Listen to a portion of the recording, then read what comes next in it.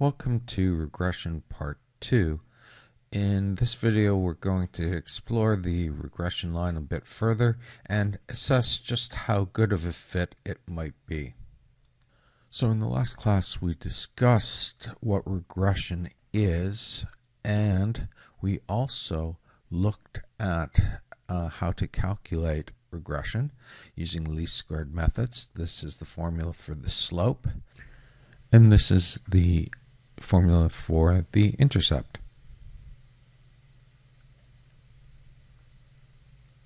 And once we get the intercept and slope, we can actually apply it to the regression line, the intercept plus the slope times the value of x. So in this class, what we're going to be doing is actually showing how to calculate the value of y prime, which is our predicted value. We're going to look at residuals, creating a residual plot, and assessing just how good of a fit the regression line is by exploring the variance accounted for by the line and the variance not accounted by the line. In this video, we will be using the Excel file book pages versus prices. It's on DC Connect in the regression folder. I encourage you to download it and follow along with the class using that file. The data we will be using is a list of books, the number of pages, and we're trying to predict the price of these pages. In last class, we went over how to calculate the slope and intercept using Excel, and in this file I've included both the calculations of the slope and intercept. I'll just show you, there's the numerator and there's the calculations for the numerator for the slope, the denominator for the slope as well. There's the calculations for that, and of course we also have the that's the numerator divided by the denominator for the slope, and of course we also have the intercept as well in there. Now that we have actually calculated the slope and intercept, we can use these values to create y prime, which is actually using the regression line. So we're going to put y prime right in here, which is actually creating the regression line in Excel. We're going to make this an equation, so we're going to start with the equal sign, slide down over to the cell with the intercept in there, plus the value of the slope, start with a bracket there, times the value of x with another bracket. And because we're going to be using file handle to get all the values of this of y prime, we're going to use absolute values for the cell with the intercept and the cell with the slope in it as well. Once we have done that, we're going to use the file handle, and there we have each of the values of x in our data set for the regression line that we've created. Now what we can do with this data set is to actually assess how well each predicted value of y is compared to the actual value of y. This is called the residual, and what it is simply the value of y minus the predicted value. So to calculate this, we clicked on the y and simply minus the predicted value y prime, and we're going to use the file handle to actually get each of the values from that.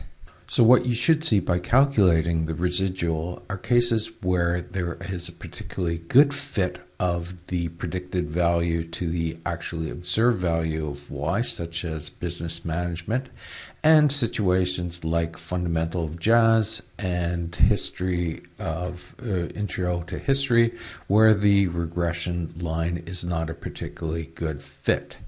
The next thing we're going to do is create a residual plot.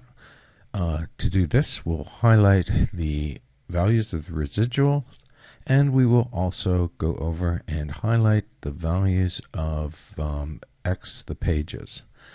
And we'll go up to the Insert tab and click on Scatter Plot. And what you'll get is, for this one in particular, you'll get a plot that looks like this. We'll just do a quick adjustment of the x-axis to just only include the area where there's values of x. So we just we'll just make a manual adjustment of that.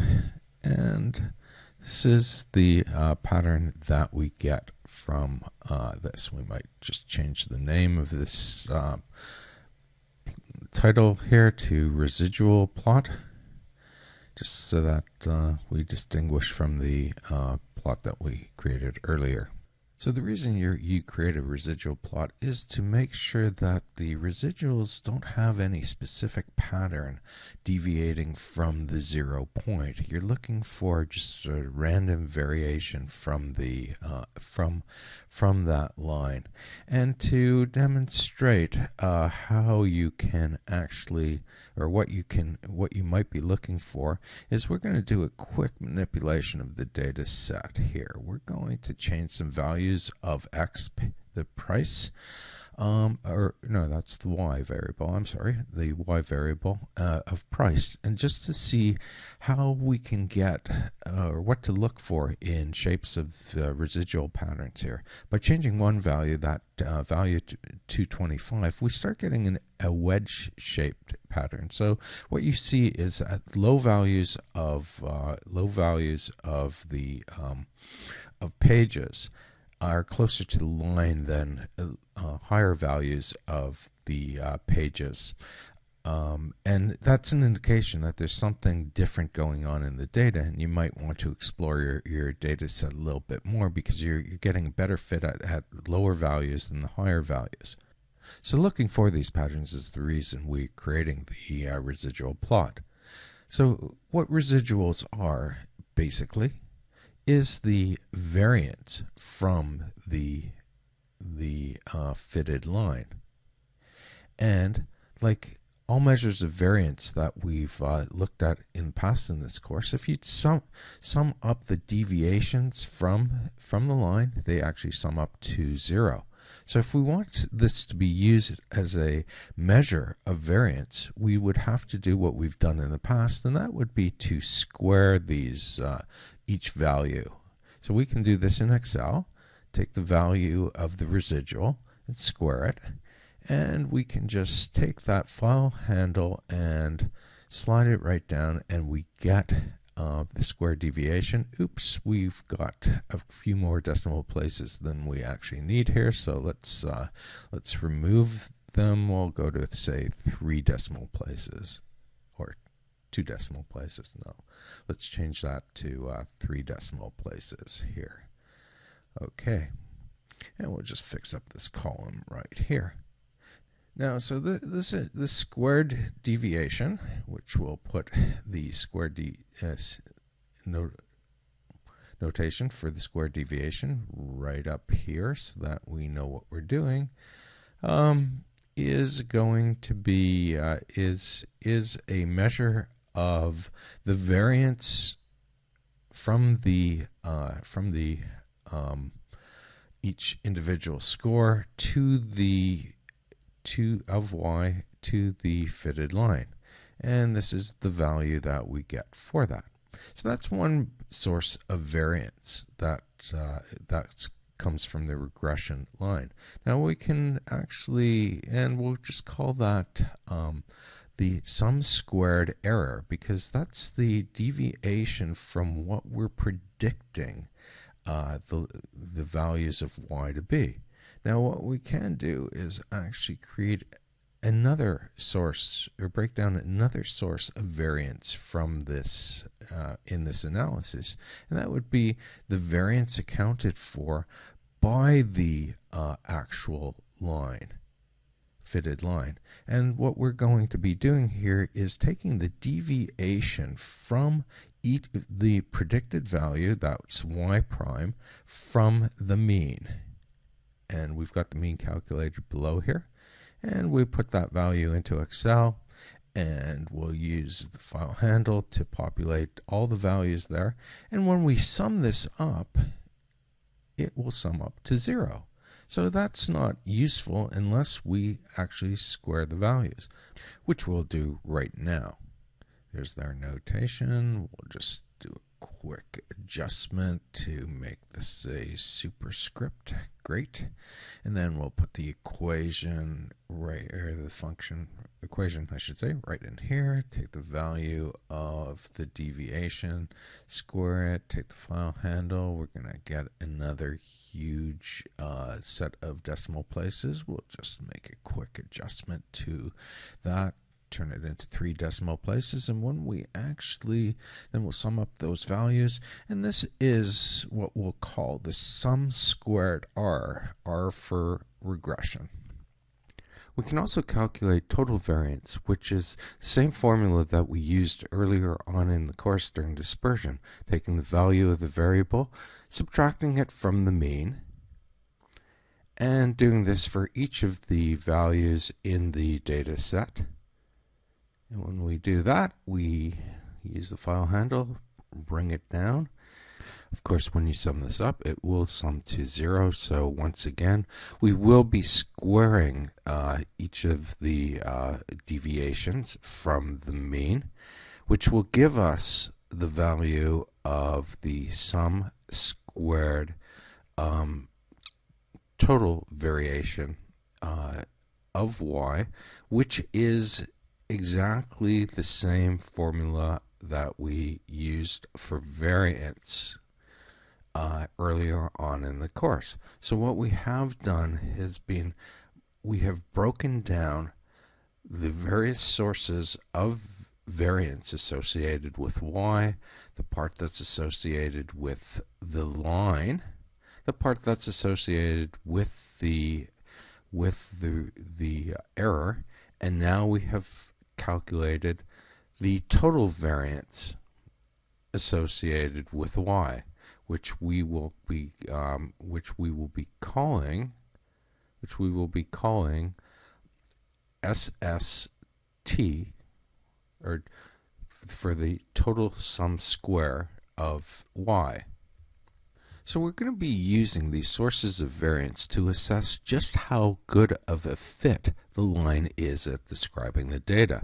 So the question we're going to ask is the variance accounted for by the regression line greater than the variance of the error from the line? In other words, we're going to be taking the sum squared regression and the sum squared error, turning them into average scores by dividing by the degrees of freedom associated with each of these sources of variance, and we're going to use that value to assess whether the mean squared regression is far greater than the mean squared error, and we do this by dividing one into the other and seeing if that value is greater than 1. Now let's take a look at the sources of variance in action. We're going to take the dataset that we've been working with all along, and we're going to take that fitted line there that we've created, and we're going to actually put it into our observed y value column here. So that's going to create, when we paste it in here, an exact perfect line here. And what I want you to see is what happens with the error, the sum squared error, the error variance. It disappears. It goes to 0, where all the variance in this data set is reflected in the regression, the sum squared R regression. Now we're going to take this data set again. This time we're going to actually create a really lousy fit for the line. So we're going to change values of y to a bunch of random numbers here. And what we're going to see is, as we do this, the regression line becomes flatter and flatter. And as we do this, you'll see that the sum squared regression will gradually become smaller and smaller, and at the same time, the sum squared error becomes larger and larger.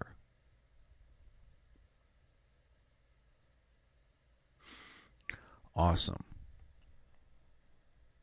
Remember back in correlation when I briefly touched on the coefficient of determination, r squared, which I told you was the variance accounted for by the correlation? Well, this is where it was this is how it's calculated. It's actually the sum squared regression over sum squared total, or alternatively 1 minus sum squared error over the sum squared total. So let's go back to our data set in Excel one last time. I'm going to just show you where you can actually find these sources of variance without doing all these calculations. All we need to do is go to the Data Analysis Toolkit, find regression, and when we do, we'll click OK. We'll add the y variable into the right cell and the x variable. Click on, well, we could click on some of these options, but right now we'll just say OK. What we end up getting is everything that we covered in today's video. The sum squared error and regression, the mean squared error and regression, when you divide the two together, and also an indication of the goodness of fit of this line, that significance of f value there. So there you go, assessing the fit of the regression line through examining the explained and unexplained variance. That's it for now. Look forward to seeing you back in class next week.